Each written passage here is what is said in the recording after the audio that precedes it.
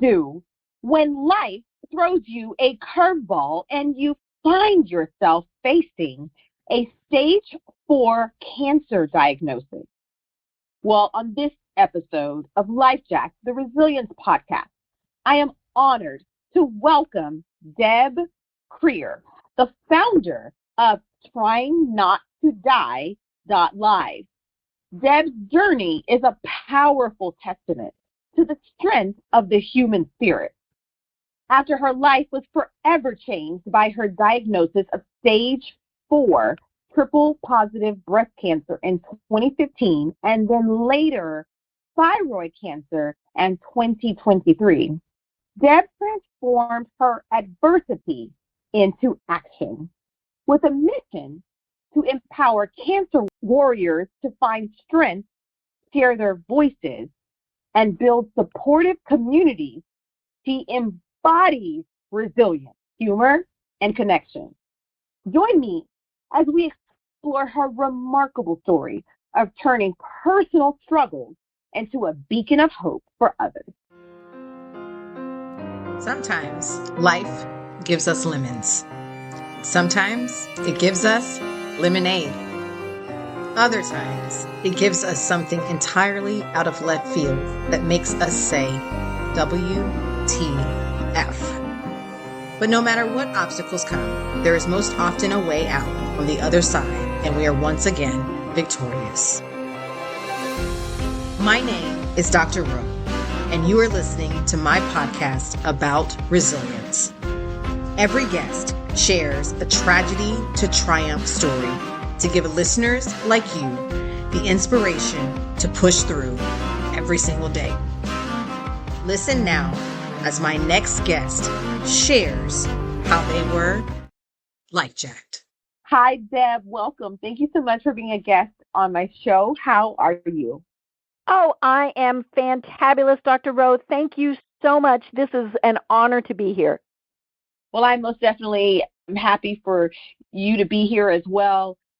You know, I'm always excited when I get to meet cancer warriors, because just because you're diagnosed with cancer doesn't mean it has to be a death sentence. And so I love your attitude about everything, and I can't wait for this interview to inspire the listeners out there. Well, if people could see me, I'm just grinning ear to ear. I love it. Okay, Deb. Now, can you share what it was like to receive the initial diagnosis for the breast cancer? Well, as you mentioned, it was back in 2015, and the initial diagnosis was stage 0. So, this was, hey, something we need to watch but not be overly concerned about. And I did not have a lump, a bump, or anything like that you normally expect. I had what they call little bumps, tiny little things, and found out that they are typically something that women of a certain age get in our bodies as the hormones change. But in some cases, they start to coalesce and cause some issues. So, I really was not that concerned. I, spent several months having a couple more biopsies, still nothing concerning, and didn't even have an oncologist. I mean, because they kept saying, hey, you don't really need to worry about this. And so finally, my surgeon said, hey, let's go ahead and let's pull some lymph nodes just to make sure. And so they pulled the lymph nodes, and much to everyone's surprise, 8 of 12 lymph nodes were positive for cancer. And so that meant I went from stage 0. Yeah. Nobody was more surprised than the doctor, right? I went from stage 0 to stage 3, just kerplunk. And, and then several months later, I happened to mention, hey, my rib hurts. And we did a really fun bone biopsy. And that test came back inconclusive. And so they decided at that point, let's just say stage 4 and not have to worry about this. But, more than anything, I was annoyed. I literally told the doctor, I am so sorry, I don't have time for this. It was like, pshaw. Oh, wow. Yeah. So let me ask you, did you do the normal yearly or, annual mammograms? Mm-hmm. Did you do the self exams and the tests? Okay. I was the good kid that went every year for my mammogram. And what happened was they actually called me before I got home and said, hey, you need to come back. Now, my Oh. background, way back, when I was probably your age, I worked for an oncologist and for the American Cancer Society. And so I knew being called back was not a good thing. But yeah, it was, I really did. I went in every year. I did exactly what I was supposed to do. And so that was why it was really a surprise when they started saying, hey, there's something going on. Wow. Well, good for you, because I'm one of these 40-something-year-old young women that I just believe before, not now. Mm-hmm. So Mm-hmm. I'm saying all this because, this podcast is about resilience, and we Right. also want to make sure that we're educating women out there. Mm-hmm. Right. And, I was a woman, I passed 40, and I was told by my doctor, okay, she would give me the order, and then I would go, okay, yeah, I'll take care of it. Okay. Mm-hmm. And I did.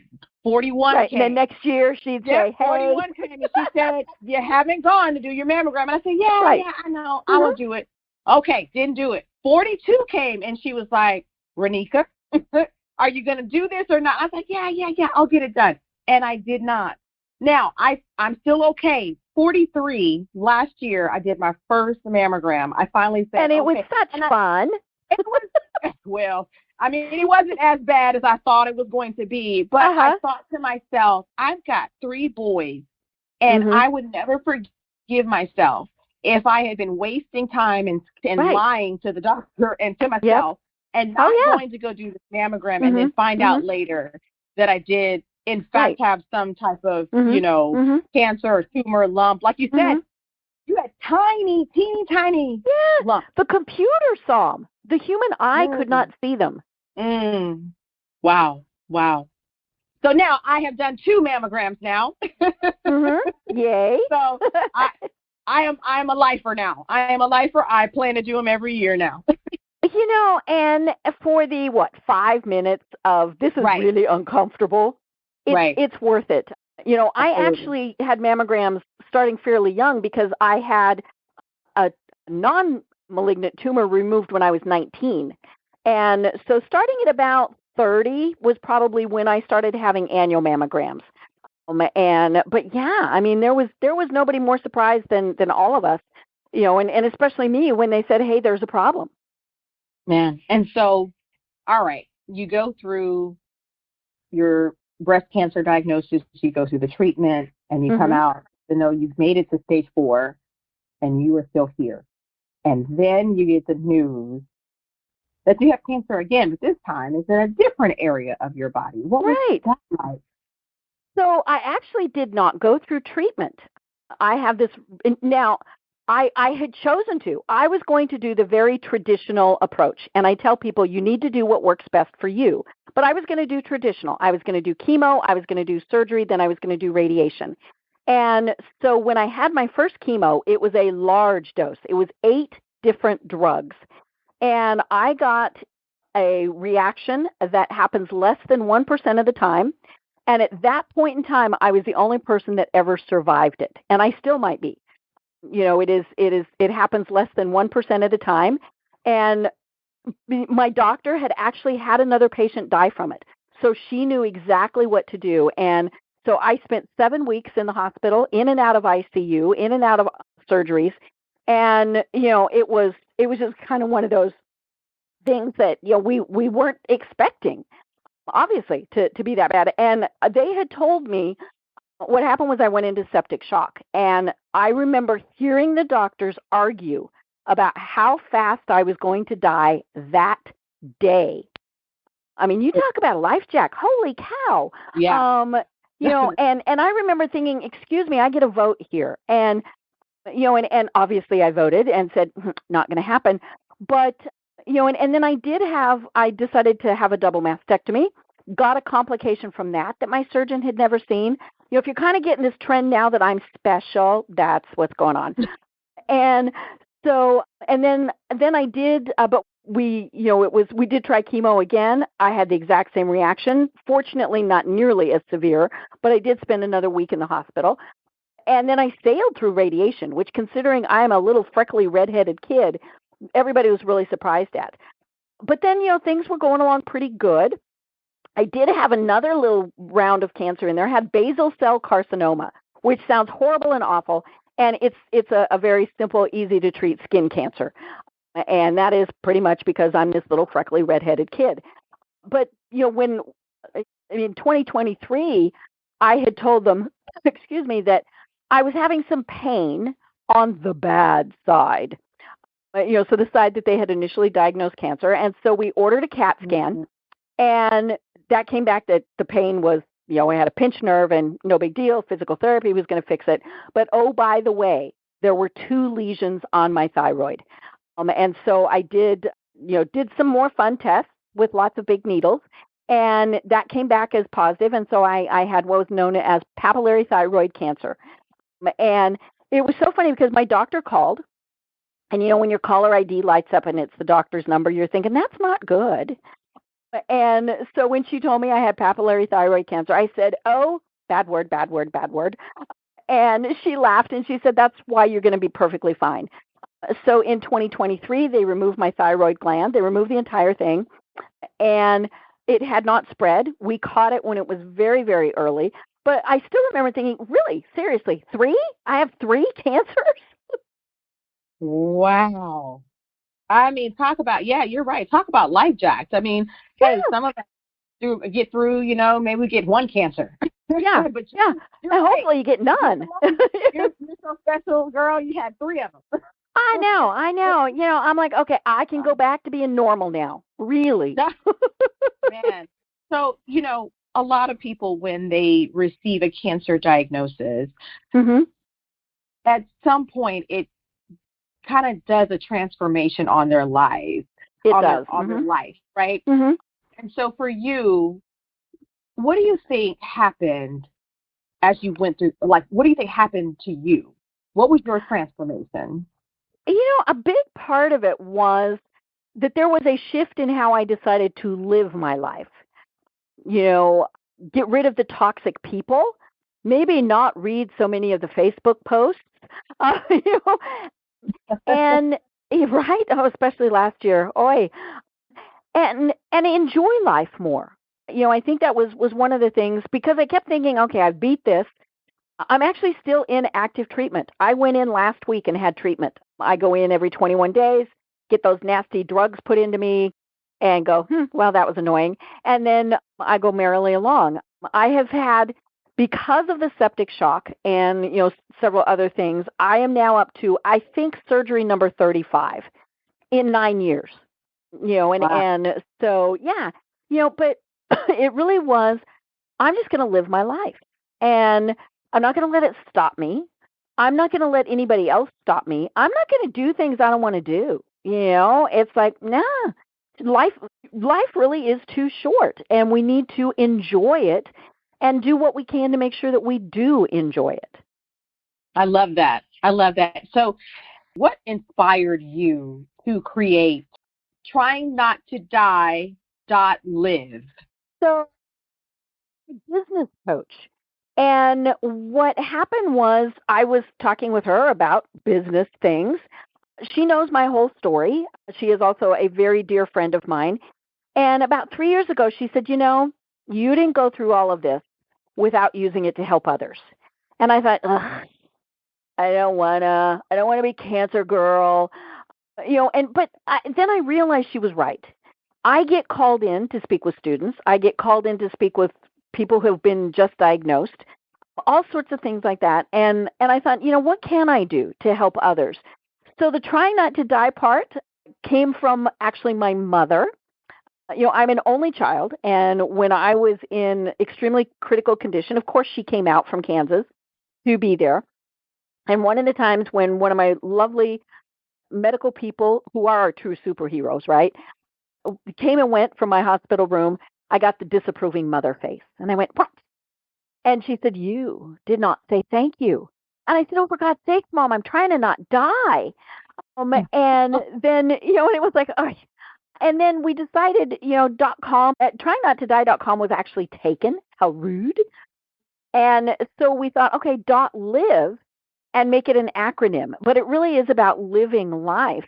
And, so it has been about 3 years since we officially launched, and it is about helping anyone on their cancer journey, whether they are the person with cancer or they are someone who knows someone who has cancer. Because probably one of the biggest questions I get is, my friend, my wife, my spouse, my coworker has cancer, and I don't know what to do.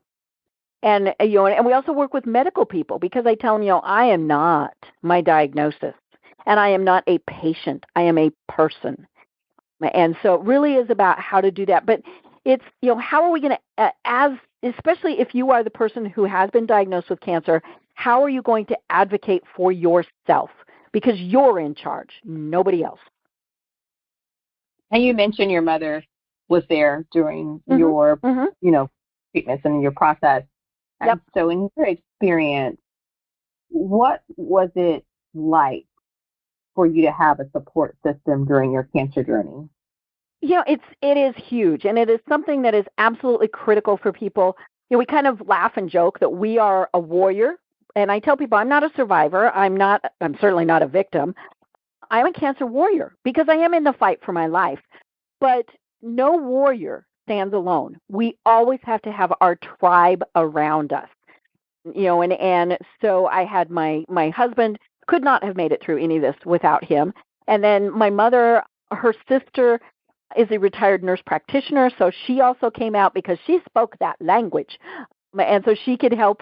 But then all my friends, and people that just, I didn't even expect some of them to pay me any attention, and they were fabulous. They were the people who came and drove me around. They were the people who came and took me for walks after I got out of the hospital. All these various things. People who just would click like on a Facebook post so that I knew they were there supporting me. It's absolutely critical to have a great support system. And sometimes some of your support system needs to be wished adieu, right? I fired several doctors through this process because they just weren't serving my needs. And so I said, you know what? You're a good doctor, but we're not a good fit. I've heard that often, that you need to make sure that you find a doctor that you gel with, right? That y'all right. see. Oh, yeah. That you really can, because it is truly life or death, right? It is truly that. And you do want to have people around you that make you feel good, not just your support system, but then within your doctors as well. I think that's now you emphasize the importance of humor and connection in the face of adversity. And I mean, even throughout this interview, you sprinkled in a little humor, and I love it. So how are you able to laugh, right? Because this is tragic. So how are you able to laugh? Well, one of the things that we know is that humor and laughter especially actually does have physiological effects on your body. It raises endorphins. It helps your blood pressure. It obviously helps your mental health, all sorts of things like that. And so, I try and bring as much humor as possible. I also try to make my caregivers laugh, right? They've got a really hard job. And can I make them laugh? I had to have a little bit of surgery several weeks ago, and they chose not to knock me out. And I told them, you're probably going to regret that. And so, but they, one of the things they told me was, now, they got me in this position and they said, now you do not move. Now that for me is hard. I'm, as a hyperactive little kid as can be, but I'm, frozen in this position. And before Christmas, so that, they've got Christmas music playing in the surgical suite, and the Charlie Brown song came on, the da da da da da da da. And so what do? I yell, everybody dance. So, my little toes are moving, because that's about all I could move. And I couldn't see. They had draped my face. And I'm like, are y'all dancing? Y'all dancing? And I heard a couple grunts. So I don't know if they really danced or not. But when we were done, I told them, I said, I'm sorry. I'm sorry. I jibber jabbered. And they all told me, we really appreciated it. You made our day. I love that. Now, I know everybody's experience is different, and no one goes through the same experience if they are going through their fight with cancer, right? It's for them to be the warrior up next. Right. But what advice would you give to those who may feel overwhelmed or isolated in their own battle against cancer? The first thing is it is very natural to feel those feelings. You're going to be angry. You're going to be scared. You're going to, it's much like grief, right? We start bargaining. I'll eat well for the rest of my life. All of those various things. But reach out to people. People really do want to help, but they don't read our minds. So we have to say, hey, I need this. Could you do that? And there are times where obviously it might actually take professional help. Maybe it's a minister, maybe it is a counselor, but don't go through this alone. Make sure that you have people, support group, whatever it is that you need to share this journey with. Everybody, it is very true. It's very different for every single person, but we all kind of have the same feelings as we're going through it. So it's very important to acknowledge those and honor them. I had somebody that told me, give yourself a little grace when you're not feeling good, when you're feeling cranky and pitiful, and then go on. And so yeah, it's perfectly natural to feel all those things. It'd be kind of weird if we didn't, but reach out to folks and let them help you and know that you might actually be helping them. One of the things that I've noticed about people who have gone through something very painful is that the strength comes in and they're able to take their pain and turn it into purpose, which is like I've done with this podcast, is with it being like left and right, like things are just happening. I was going through just crisis after crisis. It was just insane. They weren't the same crisis. They were all different crises. Right. Just all in one time, and I was like, Lord, like, really? I can't do anymore, know? Right. But then I have birthed this podcast, right, to help others who are also going through these moments, and they just need a little bit of hope, just a beacon. Right. So with you doing, creating, trying not to die, live, and you have turned your pain into purpose. So what do you feel you have gotten in this process? Hopefully I've made a difference with people, and helped them through it. I actually, have somebody that just today went and had their first appointment with all their doctors. And so right before and right after, they were texting me. And, before I was telling them, make sure you have all your questions written down. Don't leave if your questions have not been answered. All these various things. I've gained some really wonderful friends in this entire process. My oncologist is a very special friend of mine. And, just along the way, I think you do, there are some people that disappeared. People that I thought would be my biggest supporters, no, dropped off the face of the earth. And I thought, guess that friendship was done. But in other cases, it's like, wow, it really has been gratifying. And I really do hope that, I can help people, even if it's just as simple as, hey, don't leave that room until you've got your questions answered. I love that. So you have a motto. Would you mind sharing that motto with the listeners? Sure. One of the things I say is living is the only cure for cancer. And of course, I'm not talking about you're curing the cancer. What we're talking about is that your cancer is just a very small part of who you are. And so you need to live your life and just kind of put it in perspective. There are times where it's going to be a little overwhelming, times where it's not so much. But living your life is the most important thing.